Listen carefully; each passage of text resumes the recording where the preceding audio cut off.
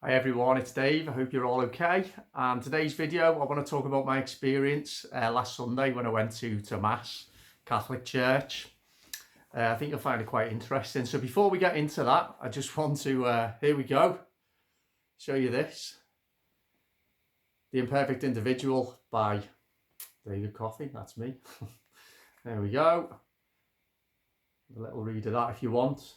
The reason that I'm showing you this book is just to tell you that it is real, it is out, because I know that it's not available to buy at the moment. And the reason for that is it's been taken offline temporarily because the publisher forgot to put the about the author section in the book. I spoke to them yesterday. I've had confirmation that that's now been implemented. So I'm literally just waiting for that to become available again on the link that I will put in the description. But I'm not going to talk so much about the book today, other than to say that, you know, it's a great feeling to actually hold a physical copy of it finally myself. I will be doing more videos about the book in the coming days when it's available to buy. But that's for another day, very soon, hopefully. So last Sunday, I went with Sarah, my girlfriend, to my local Catholic church. We wanted to, I wanted to go to light a candle, really. One for my dad and one for somebody else. We've had somebody close to me that has lost somebody precious as well, and I just felt compelled to go to church and simply to light that candle and to have a moment really of reflection. And also had a bit of maybe there was a little bit of curiosity of like, how will I, because I don't go to church. You know, I was brought up a Catholic, certainly not a staunch Catholic or anything like that, but Catholic. Went to a Catholic school. We used to go to church when we were children, but we never had it forced on us. It was very easygoing, really. But I've not been to church apart from funerals and weddings and christenings. I've not voluntarily gone to church for a long time. I don't know, 20 years. Anyway, I found myself hobbling along on my dodgy knee last Sunday to church with Sarah. And this is what I want to talk about. So we got there, and one of the first things that I noticed was the plastered all over the walls of the church was appeals for Ukraine.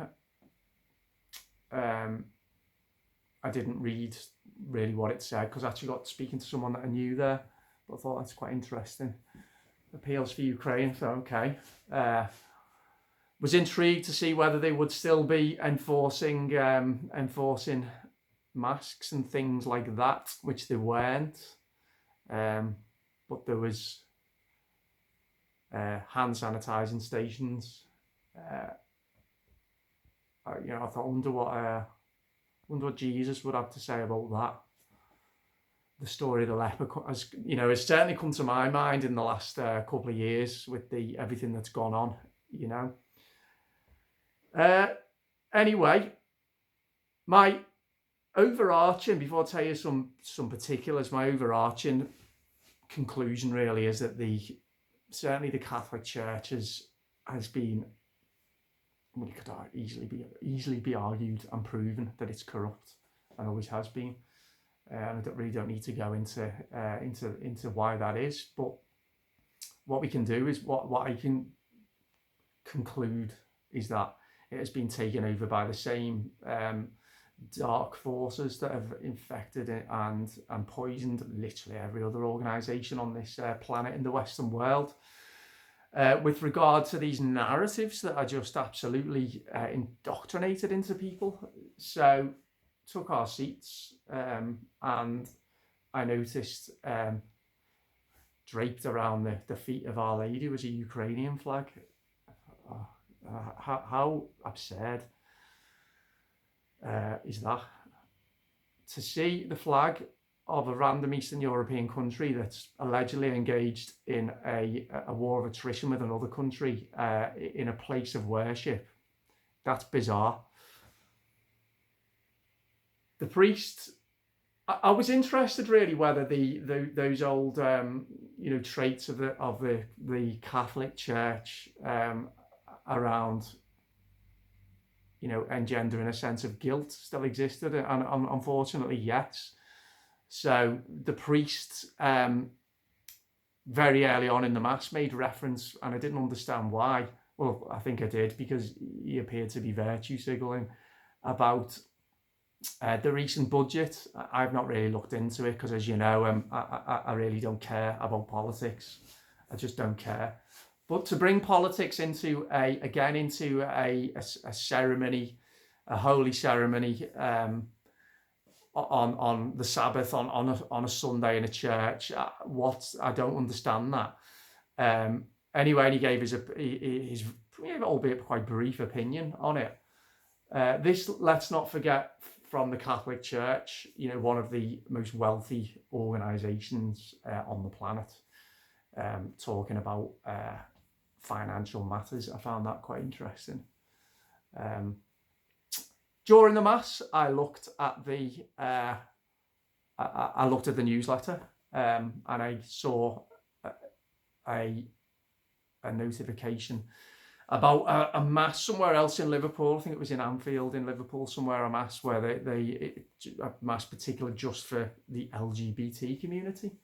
And it suddenly struck me, I was like, how many religions within this religion are there now?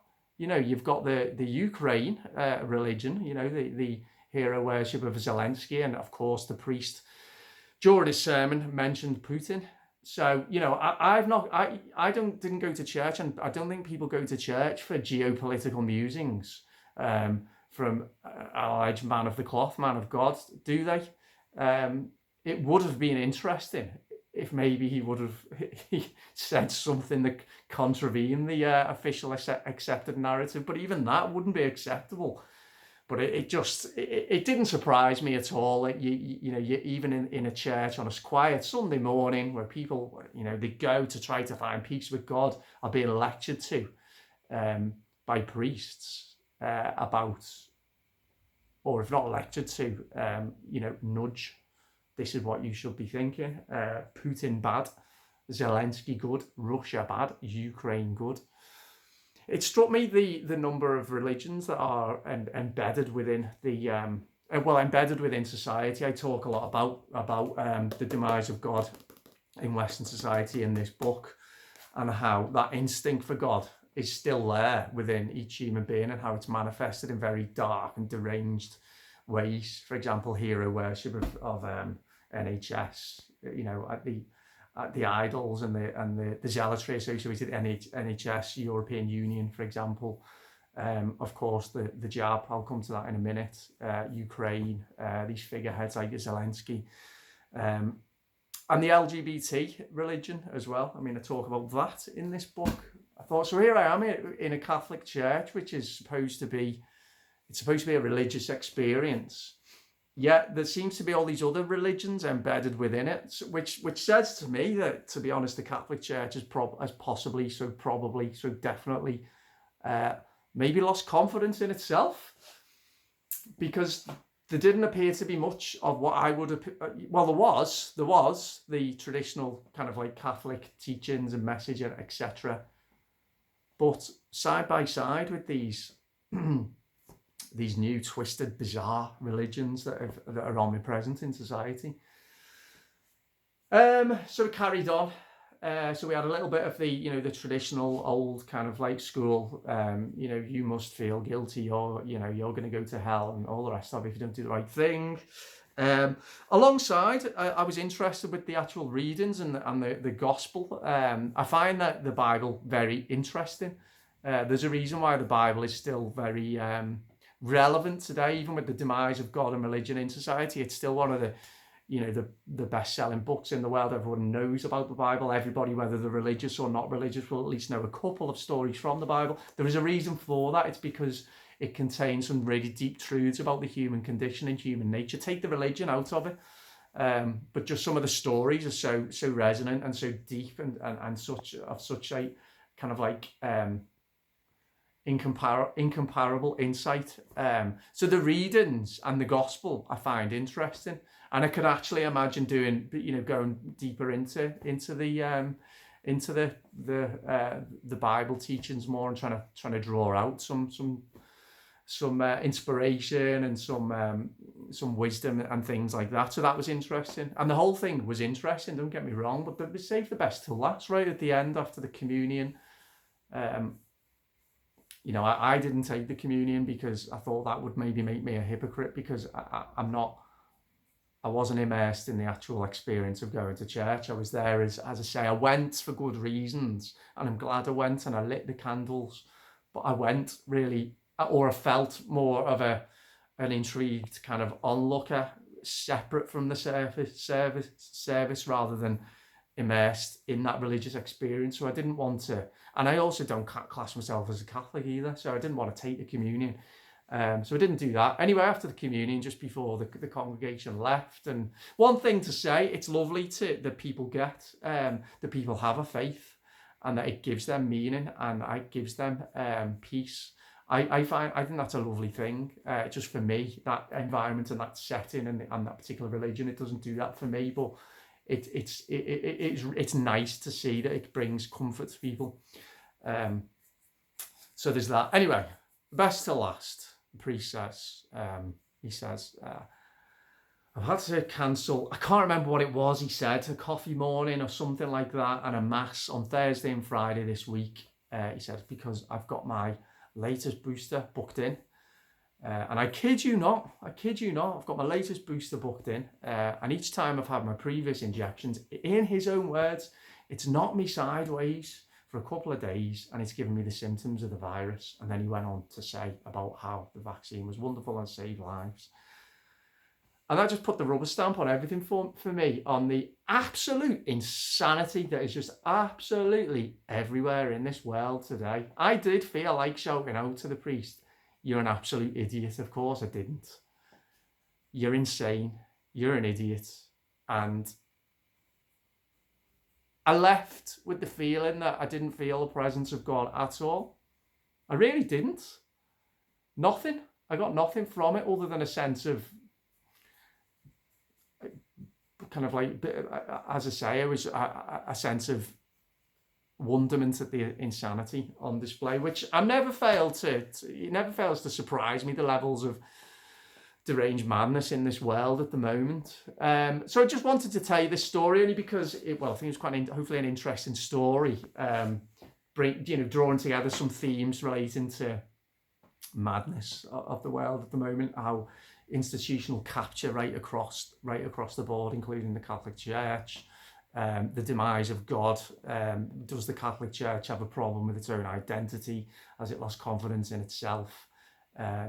What do all these other bizarre kind of religious cults that have sprung up in society, why have they sprung up, and is it due to the demise of God in society?